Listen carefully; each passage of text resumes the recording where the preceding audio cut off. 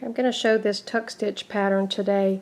This one is a 4-row repeat, and this is the purl side of the tuck stitch. And usually tuck stitch patterns look, most of the interest is on the purl side, but on this particular one I like the knit side also. It looks like a fancy rib pattern.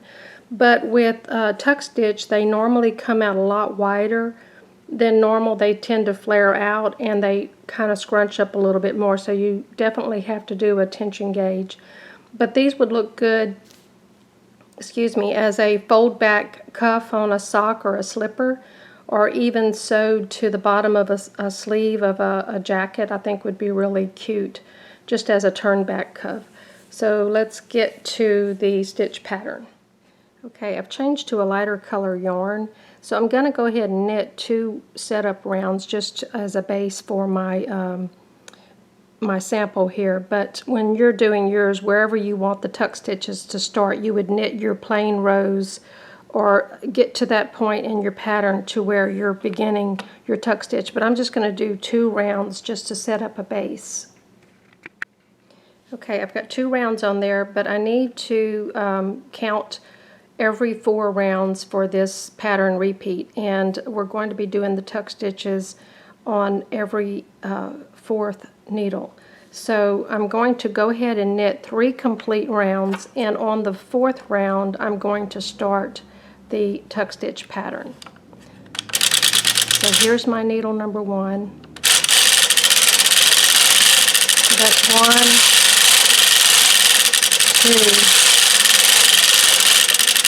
2, 3.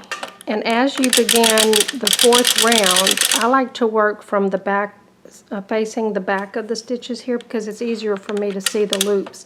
You don't want to mess with these right now because they have not started the 4th round yet. Only these needles have knit the 4th round. So the first thing you need to decide is which needle to start on. So what I'm going to have in this pattern is a tuck stitch row or column, skip 2, and then another tuck stitch column. So here's my first needle and my last needle. I prefer to start on needle number 2, but it really doesn't matter. So to form a tuck stitch, all we're going to do is unknit a few rows, and you can choose as many rows as you want as long as your needle can, or the hooks can handle the yarn that you're using. And also you'd have to test to see if your machine can knit those off. So all you do is, I'll make sure my hand is out of the way of the camera, you go to the back of the needle that you want to start on. In my case it's needle number 2, and I'm going to lift the first purl bump up and over the needle, making sure all these loops stay above the latch. And then I'm going to decide how many I want for my tuck stitch, and I'm going to do 3. And all we're doing is unknitting them. So the way a tuck stitch works is, excuse me, you are building up a whole bunch of stitches in the hook, and you're not allowing them to knit until you're ready for them to knit. So on a flatbed knitting machine, this is done automatically by putting needles in hold, and so when they're in hold they don't knit, so all these loops build up on top of the needle. And then when you get ready to knit them off, you just put the needle back in work. But on this machine, we don't have a way of doing that. So we're going to manually simulate that by going ahead and knitting the rows and then unknitting them and putting all those loops in the hook. When you're looking at a slip stitch, the difference between a slip stitch and a tuck stitch is a tuck stitch, eventually you're going to allow those stitches to be knit. But a slip stitch never gets knit. It forms a float either on the back or the front of the, if you're hand knitting or whatever, the slip stitch can be on the back or the front. On knitting machines, you would have to manually put it to the front of the work if you want it. But a slip stitch never knits. It always remains as a float. So let's move on to the next needle. I'm going to skip 2 and go to the next needle. I like to wait till they're kind of poking up a little bit there so I can get to them.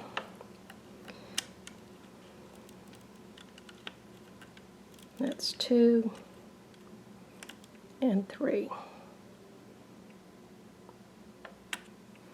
And I like to do them one at a time.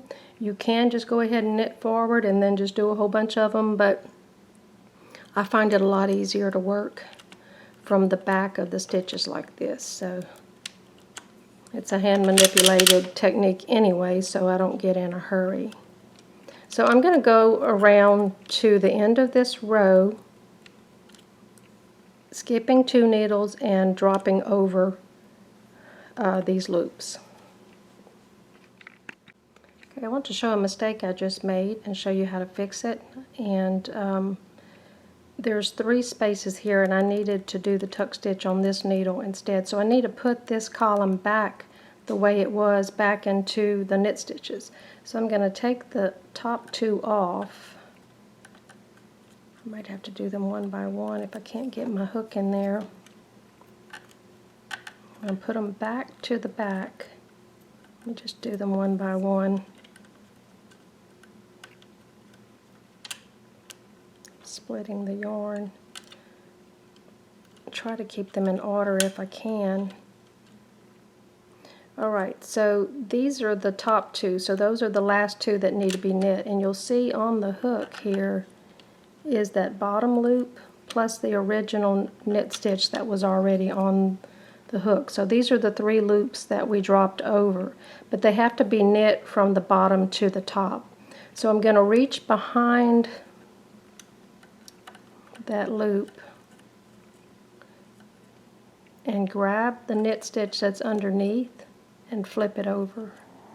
So I've re-knit that one. So I need to go down to this bottom one because we're doing them in order. So I need to put that bottom one, try to only grab that loop, back in the hook, reach under,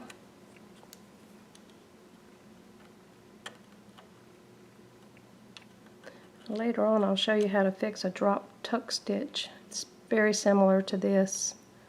And then I'm going to knit that one. So I'm going to reach under the new loop, grab the old stitch, and flip it over. So that's hand stitched. Now it's going to look really funny because it's all stretched out, but it'll be fine. So this is the needle that I should have done the tuck stitch on. So I'm going to go ahead and do that now. And hopefully I can show you, if I don't forget, show you how to fix a tuck stitch when it drops.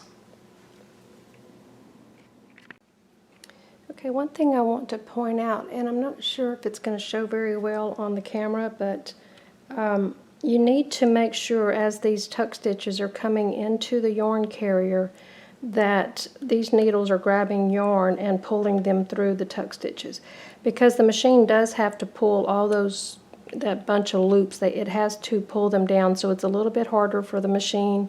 And also, if I drop stitch, it's usually on this side right here, and the needles have missed the yarn. So just keep an eye as you're cranking forward that the loops are being pulled down.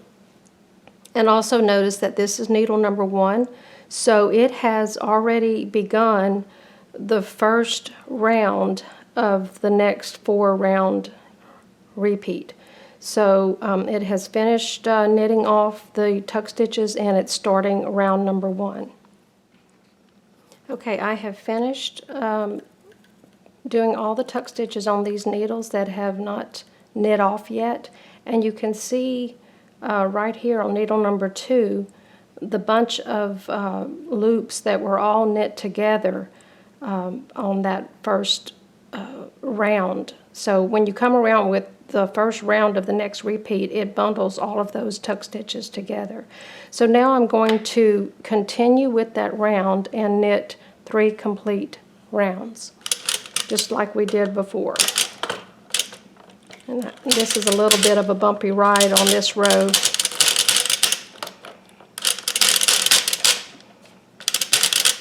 So that's 1, 2,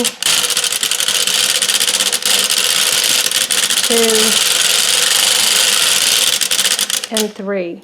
And now I'm going to start round number 4, but I'm going to start doing my tuck stitches all over again. So here's my first few needles. And if you get lost about how many rounds you've done, you can count the bumps on the back. And so we want 3 bumps, and that's because we're on round number 4 with that stitch that's on the needle. So you can find the little bundle from the previous tuck stitch and count up. And if you have 3 bumps, you know it's time to do your tuck stitches. If you only have 2, like these do here, then it's not time to do the tuck stitch yet. So that's an easy way to keep track of where you are. So all we do is repeat these 4 rows over and over again, excuse me, and just start doing tuck stitches again. You could even alternate the rows if you want to do it at this point, try out a new design. So with tuck stitches, you can pretty much do whatever you want to do, except for not put them side by side. So that's all there is to this design. Now when you finish, excuse me, when you finish doing the length that you want for these tuck stitches, you can start knitting the leg of your sock, or you can knit a little selvage so this can be sewn into another project.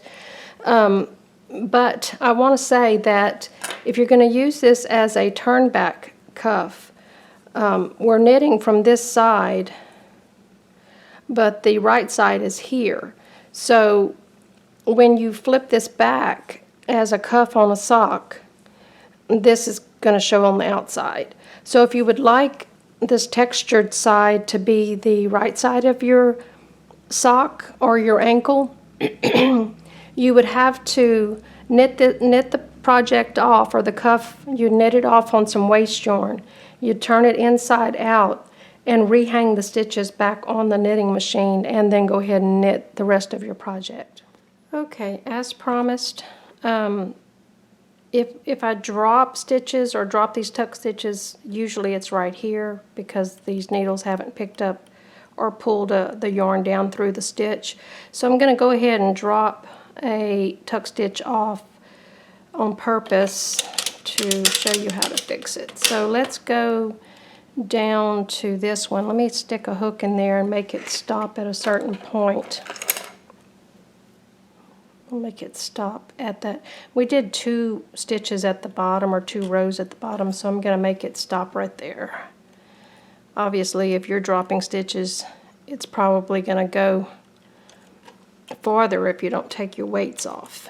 I'm going to leave the weights on. Most of the time I like to leave them on, but if your stitches are running too fast, just lift up on the weights on the bottom so that it'll stop, and then take the weights off and get control of where these are running down to.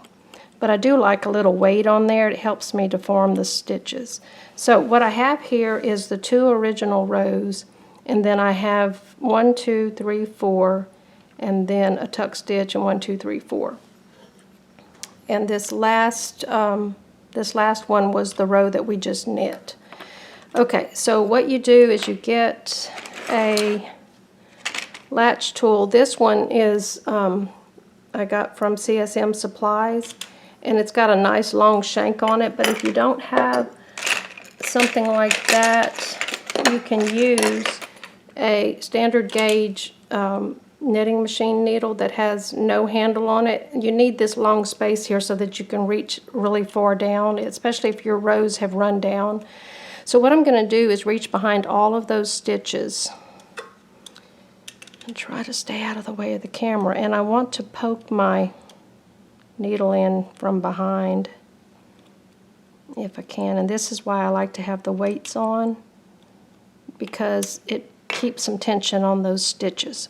So I usually hold my needle in the left hand, even though I'm right-handed, and I use my right hand for the tool. So we try to keep the latch open. Sometimes when it comes up to that loop that's on the needle, it'll want to close. So I pull the needle just far enough to where the latch is still open, and then I skip the 3 loops that we would have unknit anyway, and I grab the 4th loop, and it's already closing on me. And I try to place it in that latch, close the latch over it, move these stitches out of the way, and bundle that up. Same thing here. Try to keep the latch open. Sometimes I'll have to lean the needle up like that. There, it went and closed on me.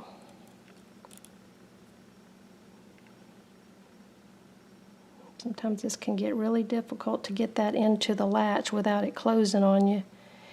And then I bundled that up, and now I need to knit that last stitch that that just came through the yarn carrier and hang it back on the needle. So here's our 2 tuck stitches plus that extra stitch of that round. So that's how you repair a drop tuck stitch. So try this pattern out and try it with different yarn. Also, you can try doing just a 6-row repeat where you only have 2 loops that are bundled. There's a lot of things that you can try with tuck stitches. The more stitches you bundle up in a tuck stitch, the denser the fabric is going to be.